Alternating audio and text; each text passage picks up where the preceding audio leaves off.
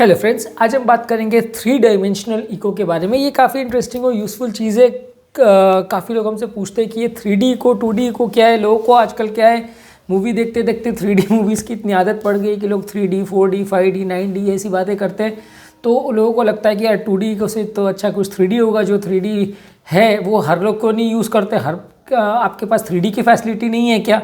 बाकी जगह 2D eco हो रहा है। तो ये इस तरह की लोग बातें करते हैं। तो इसलिए आज का टॉपिक डेडिकेटेड है थ्री डायमेंशनल इको के बारे में। इसके बारे में जानने और समझने का प्रयास करेंगे कि क्या डिफरेंट है, किस तरह के केसेस में इसको यूज़ करते हैं, क्या इसमें कारण है जिसके लिए हर रूटीन केस में 3D इको को हम नहीं यूज़ करते हैं, और रूटीनली 99% ऑफ द केसेस में जहाँ भी जिस भी हॉस्पिटल में इकोकार्डियोग्राफी होता है वो 2 डायमेंशनल ही क्यों होता है, इस बारे में बात करेंगे।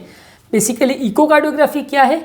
इकोकार्डियोग्राफी हार्ट का एक सोनोग्राफी है जिसमें एक अल्ट्रासाउंड का प्रोब लेके हार्ट छाती के ऊपर से में एक अल्ट्रासाउंड की बीम हार्ट पर मारते हैं, जिसका रिफ्लेक्शन आता है, जिसको वही क्रिस्टल जो है कलेक्ट करता है और उसकी डिजिटल इमेज मशीन पर दिखाता है, जिसको इंटरप्रेट करके हम असेस करते हैं कि पेशेंट को कोई स्ट्रक्चरल हार्ट का अबनॉर्मलिटी या प्रॉब्लम है या नहीं है। 2 डायमेंशनल इको जो है, जो रूटीन छाती के ऊपर से हम प्रोब से करते हैं, उसमें हार्ट का 2 डायमेंशनल पिक्चर बनता है, यानी कि 2 लेयर्स में पता चलता है, लेकिन चीज़ों का डेप्थ पता नहीं चलता। उसमें खाली वर्टिकल और हॉरिजॉन्टल इमेज बनती है। तो 2 डायमेंशनल यानी वर्टिकल इमेज और हॉरिजॉन्टल इमेज का कलेक्शन रहता है। वो कितनी लेंथ है, कितनी ब्रेड्थ है पता चलेगा, कितनी डेप्थ है वो नहीं पता चलेगा। उसके लिए तीसरा डायमेंशनल यूज़ करना पड़ता है, 3 डायमेंशनल इको उसको बोलते हैं। 3 डायमेंशनल इको के लिए एक्चुअल में प्रोब काफ़ी बड़े साइज़ का, काफ़ी एडवांस और काफ़ी कॉस्टली प्रोब भी होता है। कई लाखों में इसकी कॉस्ट होती है। इनफैक्ट जो मशीन भी होती है जो 3 डायमेंशनल इको की होती है वो भी रेगुलर 2 डायमेंशनल इको से काफ़ी कॉस्टली होती है। हालांकि अल्ट्रासाउंड में 3D और 4D काफ़ी इसमें होता है, पर वो इको में अलग मोडालिटी की तरह से माना जाता है।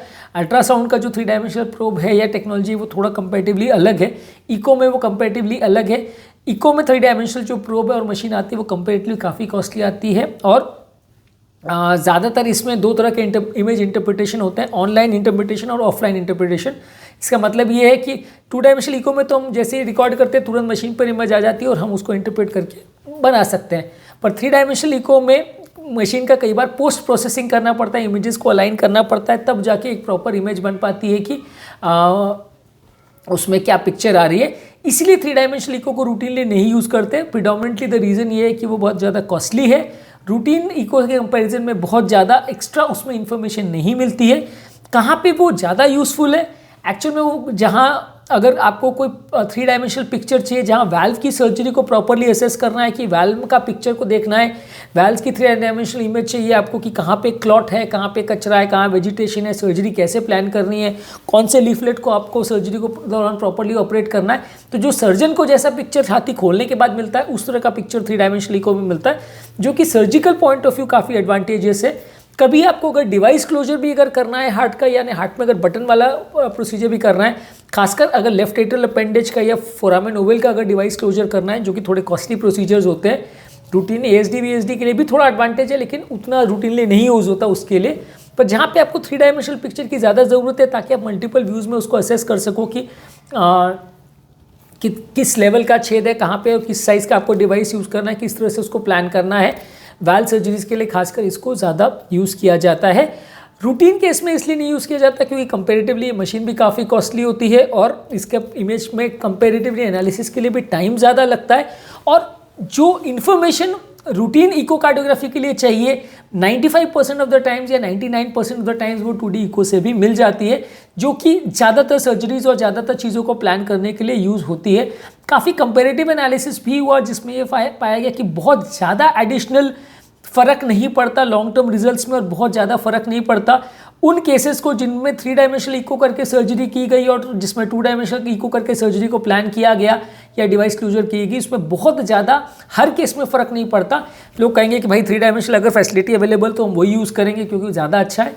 तो रिजल्ट्स में बहुत ज़्यादा फ़र्क नहीं पड़ता, कॉस्ट टू द पेशेंट कई गुना बढ़ जाता है, इसलिए हर जगह इसको यूज़ नहीं करते। बहुत कम ही हॉस्पिटल्स में as of now 3D echo का फैसिलिटी है।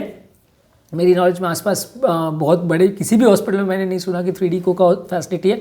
बहुत रेयरली कोई हॉस्पिटल इसको रखता है। ज़्यादातर इसको वही लोग रखते हैं जहाँ रिपीटेड वाल्व सर्जरीज होती है, या जो रिसर्च पेपर्स पब्लिश करते हैं, क्योंकि रिसर्च पेपर्स में कई बार जो है जर्नल जो है 3 डायमेंशनल पिक्चर कोई चीज़ की मांगते हैं, तो वो कई बार इसको यूज़ करते हैं। बहुत कम हॉस्पिटल्स इसको यूज़ करते हैं क्योंकि एडिशनल एडवांटेज टू डायमेंशन के हिसाब से थोड़ा बहुत तो डेफिनेटली है क्योंकि ये काफ़ी एडवांस टेक्नोलॉजी है, पर given the cost difference and given the time difference कि कितना टाइम लगता है पर पेशेंट का करने में, उसमें बहुत ज़्यादा बेनिफिट नहीं मिलता। और हमारी जैसे रूटीन ओपीडी प्रैक्टिस रहती है जिसमें बहुत सारे पेशेंट्स को हम कंटिन्यूस इको देखते हैं या दिन भर में 30, 40, 50 इकोज भी कई बार करते हैं, तो वैसे केसेस में आप पर इको को 3 डायमेंशनल इको अगर हम करते हैं तो कई बार इमेज की पूरी प्रोसेसिंग वगैरह करने में आधा एक घंटा भी एक इको में लग सकता है, जबकि 2 डायमेंशनल इको को नॉर्मली मुझे करने में हार्डली 30 सेकेंड्स या 40 सेकेंड्स जितना लगता है।